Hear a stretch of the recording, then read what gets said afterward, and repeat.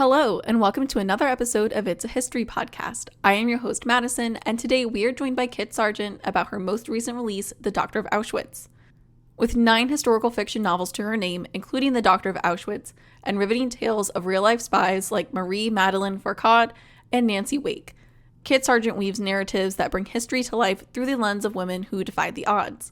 In addition to her historical fiction, Kit has also penned 2 novels in contemporary women's fiction, one of which, What It Is, was a previous Kindle Scout winner. A teacher by profession and at heart, Kit loves to impart little-known facts and dares you to walk away from one of her books without learning at least one new thing.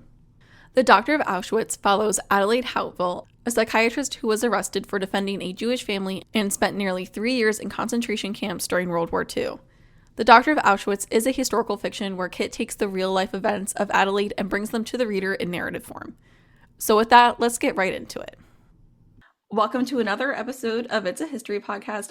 I'm here with Kit Sargent to talk about her most recent release, The Doctor of Auschwitz. Kit, if you want to introduce yourself a little bit. Hello, everyone. I'm Kit, and I'm happy to be here today. Awesome.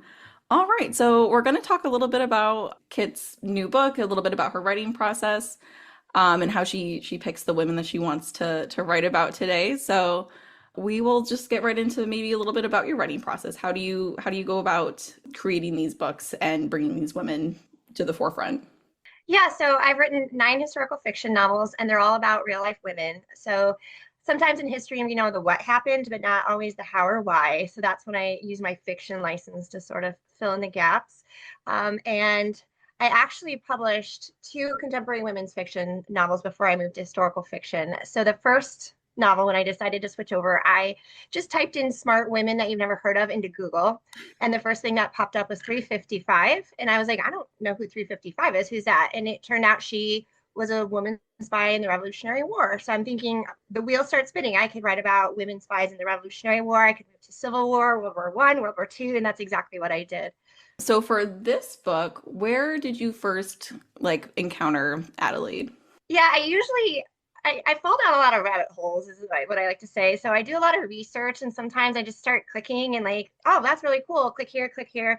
So I was researching Nancy Wake, which was the novel that I published right before Adelaide.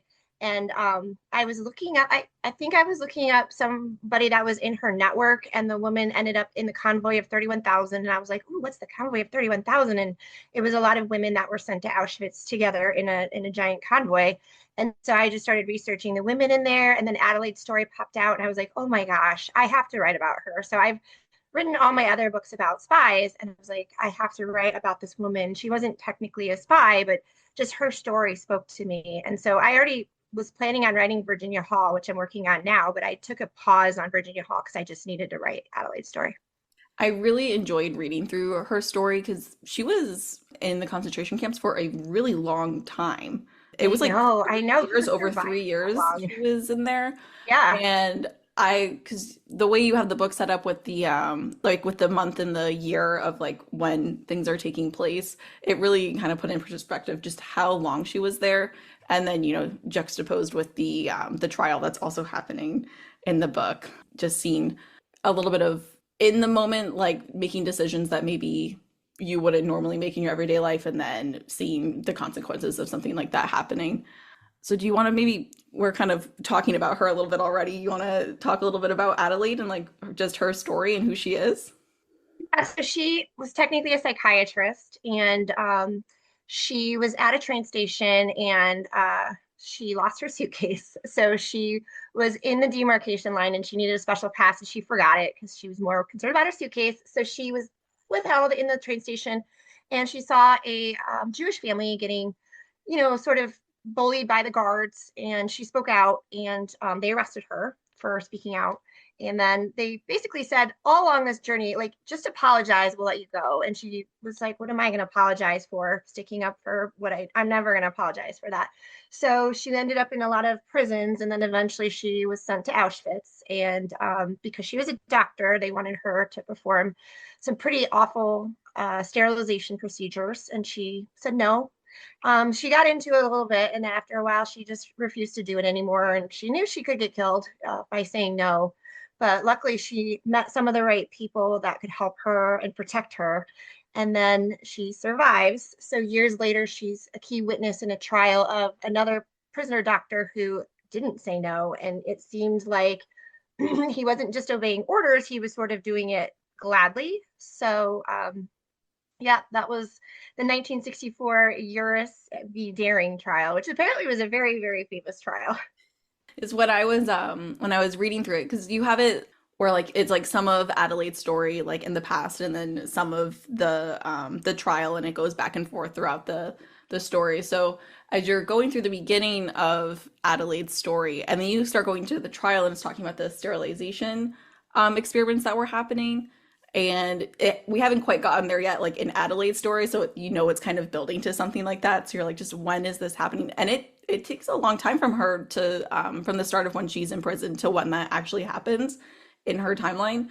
And I was it to say no to something like that when you're under that kind of duress almost is a very bold and, you know, confident thing to do, to feel that you can be able to go against it and care for other people, even if it means that your life might be in danger, like standing up for someone who needs to be stood up for in the just in the time with the Nazis and their, you know, the wanting to exterminate all of the Jewish people, all of them. Yeah, pretty much. Yeah. Was there anything about Adelaide that surprised you when you were reading through her life or looking into her? I just, yeah, probably just how brave she was. And a lot of times when I write things like this, people will be like, "Oh, what would you do in that situation?" I'm like, I don't know what I would do in that situation. Thankfully, well, I'll never be in that situation, but everything that she stood for was just shocking to me in that time and place. And the amount, and like every time, just say you're sorry. Like, you don't have to go on to a concentration camp. She's like, I'm never gonna say that. So. I towards the end of the book, you had written a line, something along the lines of I'm a cat who's already used 8 of its 9 lives. I don't think I can make any really more of these decisions. I'm starting to get to the end of the rope here. Because she there were multiple instances where she made a decision that in even just a slightly different circumstance would have meant that that was it. Like that would have been the end. But she did find herself in not the right place in the right time, but in maybe an okay place at a not so great time, for her to just keep going through. For when you write these stories, where do you like decide where to start their stories and where to end them? Like, how do you go about what exact part are you going to go into? Because with this one, you start like right when she starts, like when she first gets arrested, like that's where the story starts. How do you decide where to start someone's story? Yeah, it's kind of hard. I would like to tell all the stories like from beginning to end. My first one I did, there's a few reviews that said it started a little slow, and I was like, okay, so like maybe jumping into the action and less background, and then you kind of like put the background in there later because we want to know where she came from. Like her family was really big to her siblings and everything like that. And the fact that her mom had died was a big part of it too, because that's why she forgot her past. So yeah, I think nowadays I started try to go right into the action and then just kind of filter in the little bits that you need to know as we move forward. With Virginia Hall, the story I'm working on now, she she's famous because she was called the limping lady. She lost her leg in a hunting accident. And so I was like, yep, we need to make sure we show that one before we jump right into the spying. Awesome. So you have like a, I guess a maybe a love for the women spies and how they you know, how they operated. Do you want to talk a little bit about maybe some of the other women that you've written about? Sure. Most of the books I've written about are women from the Special Operations Executive. So if you're familiar with the movie Ungentlemanly Warfare, that was about the SOE men. So there were women that were part of the SOE too, especially in France, because in France they enacted a mandatory work service for men. So they were being sent to Germany to work for the war effort. So you couldn't be an able bodied man walking around the streets of Paris that easily. So they realized women could go in, and the Germans really didn't suspect women. So there were about 40 women that were sent into occupied France to spy and work for the resistance. A lot of them worked for the Maquis, which was just, I equate them to like robbers Hood's berrymen. They lived in the mountains of France, escaping the mandatory work service. And so Nancy Wake was living with them for a while, and she would complain a lot of how they hadn't seen women in 2 years. They hadn't seen a toothbrush in 2 years either. So a lot of the women I write about worked for the Special Operations Executive.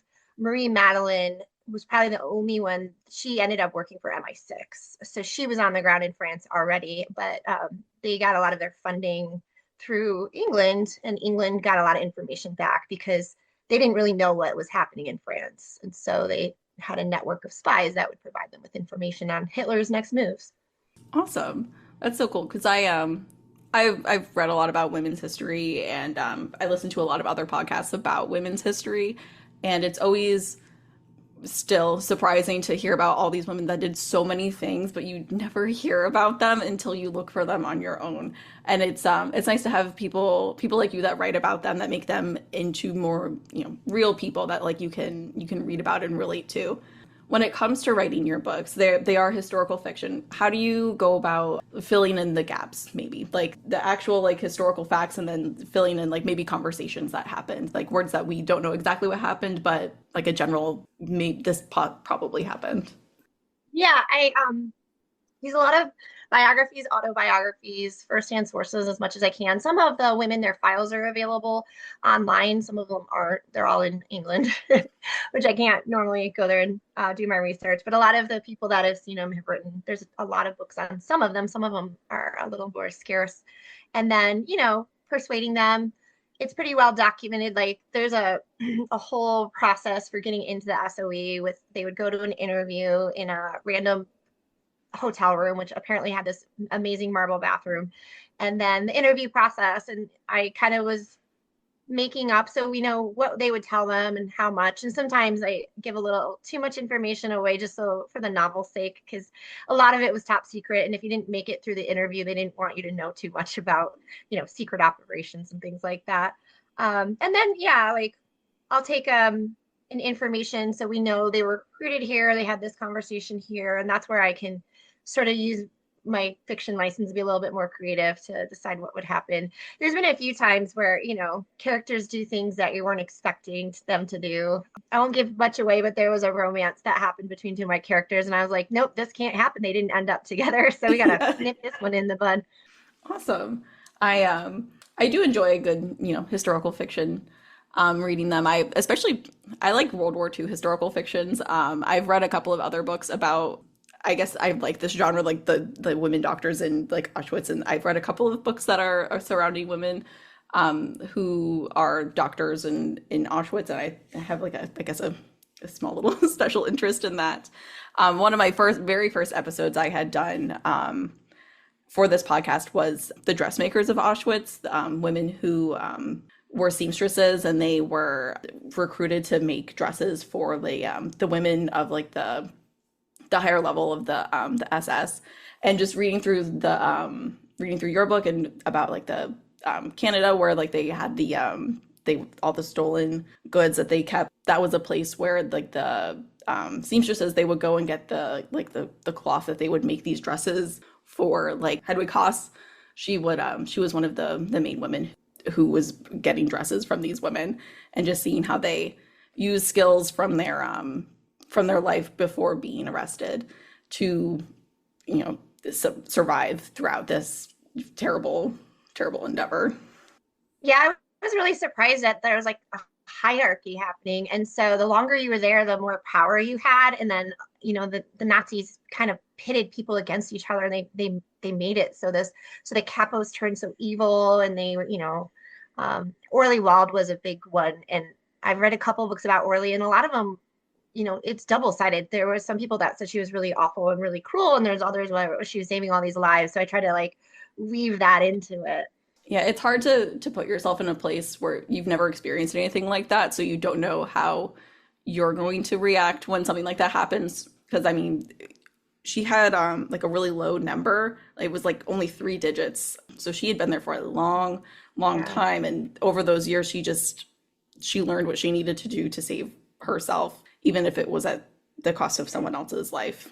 And it's just a matter of self-preservation from being there for at the end, she would have been there for almost 10 years. It was Yeah, the I think.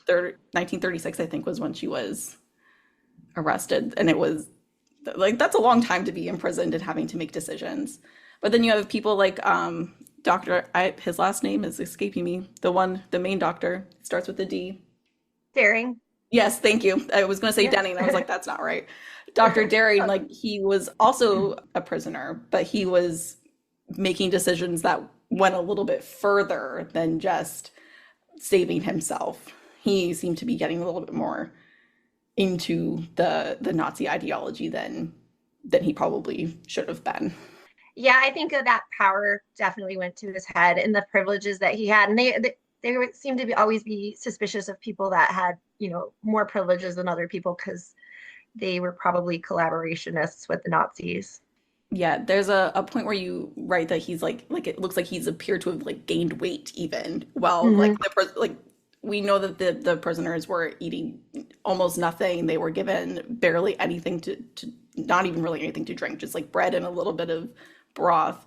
And he had managed to gain weight in this time. So it makes you really think what else was he doing that Yeah, that maybe exactly. that we don't even know about because the Nazis burned a lot of the evidence of what happened.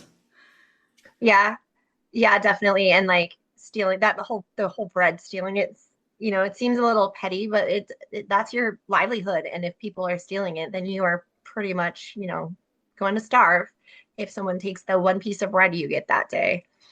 Yeah, the because in the book you allude to her being part of the not allude to, she's like a part of the resistance, but maybe not in an official capacity, kind of more like a passing member of the resistance. But she does, she saves a couple of papers, she puts them in her dress pocket to save because at the end when their camp had been liberated by the Soviets and they found those papers in the crematorium that were being burned. So any paper that they had saved would have been almost that would have been it for evidence for what the Nazis had done. Yeah, I think they knew, like, if you told people what was happening, like, who would believe that this was really happening here other than like stories? And even now today, sometimes people don't always believe it, but yeah, Because they had to collect whatever evidence they could. I mean, it was the 1940s. It's a very barbaric thing to be happening in a modern country in the 20th century. Like we had TVs, we had radios, we had cars, and they're performing mass exterminations on Jewish people. Like that's and others, but that's a very barbaric thing to be happening in what is modern times. So it does sound unbelievable until you really hear the stories of the people who went through it. Like that's just to do something like that when we were so advanced as a society is it's just a little mind-boggling that this is something that did actually happen. Yeah, and a lot of the survivors are passing on, and so the next generations, like my kids coming in, like we got to make sure they understand this so it doesn't happen again. Yes, I remember even in middle school watching, we had the English teacher, we were reading The Boy in the Striped Pajamas, and she wheeled in the TV, put in a VHS tape of interviews that they had done with Holocaust survivors. And they were all people who were older, like they were like in their 70s, their 80s, like they were people Yeah. that were telling their stories just like on camera, like for record, just before they passed. Like they needed to make sure that it was something that would last through the generations. Yeah, definitely. That was a piece of my motivation for sure. Yeah, especially with everything that's going on in the world. Yeah, Yeah. So agreed. it's good to keep these stories in I don't know in the cultural zeitgeist because we move so quickly from story to story now. It's not something that we don't stay on a topic for very long. It's very fleeting when we have something happen. So we have to just keep bringing it up and keep reminding people like this is something that happened. This is something that we need to still acknowledge that happened. It wasn't that long ago. It was in the 40s. It was something that my grandparents were alive when that happened. They were children, but they were still around. Like it's not that far removed from where we are today. Exactly. Yep. Is there anything else you want to talk about? while we're here? Well, the audiobook should be coming out soon. Ooh, So, that's so exciting. I got really into audiobooks this year. I've listened to like 40 of them. I have a rather long commute, so it is something um, that keeps me entertained. So that's super exciting. And you have it available on Kindle Unlimited, which is also awesome. That's how I read it. yeah. Yeah, and Alice Sackett is my narrator, and she does an amazing job. So and I was, you know, nervous about who would be able to do it with the whole court scenes and moving back and forth. And there's not a lot of dialogue tags, and then you have to have the scary SS guards, and she did a fabulous job. So I'm very excited about it. That's so exciting. I'll have to be looking for that when it comes out. Are your other books on audio? I have a couple of them. I have 355, my Revolutionary War book. I went through a publishing service for that one, and then Spark of Resistance. But I'm hoping this one will take off, and then I can go backwards. So I was hoping to get Nancy Wake on audio because the sequel in that one is Virginia Hall, and that should be coming out in the summer of 2026. So I'm going to kind of work backwards with my newer published ones with the audio. Awesome. That's so exciting. I really enjoyed your writing style too, so I will definitely be visiting your past releases as well as I keep going, and I'll be sure to really check out for those audiobooks. And if you even want to email me, let me know when they're out. I can definitely make a post or something about them. Oh yeah, yeah. ACX, which is Amazon's like Audible people, they're reviewing it. So Oh, as soon as okay. they approve it, which they said it takes like 10 days, and it's been 5 days. So hopefully it'll come out like in the next week or so. Hopefully, definitely before the holidays. Yes, that's awesome. All right. Well, I've really enjoyed this conversation and I really enjoyed reading about Adelaide. So I'm excited to see your next releases, excited to visit your previous ones. Thank you so much for the opportunity. All right, yes, thank you for coming on. I'm so glad that I was able to have you on. And so this book is available on Amazon, Kindle Unlimited, soon to be audiobook. And I will make sure to link it in the description below. Thank you again for coming on. All right, thank you. Thank you again to Kit for coming on the show and sharing this wonderful book with us. I will have a link to the book and Kit's website below in the description. If you liked what you heard today, please leave a review on Spotify or Apple Podcasts. If you have any questions, comments, or topic ideas, you can email me at itsahistorypodcast@gmail.com. You can also find me on Instagram and Threads. I'm pretty active on both. Thank you again for listening to this week's episode, and I hope to have you in the next one.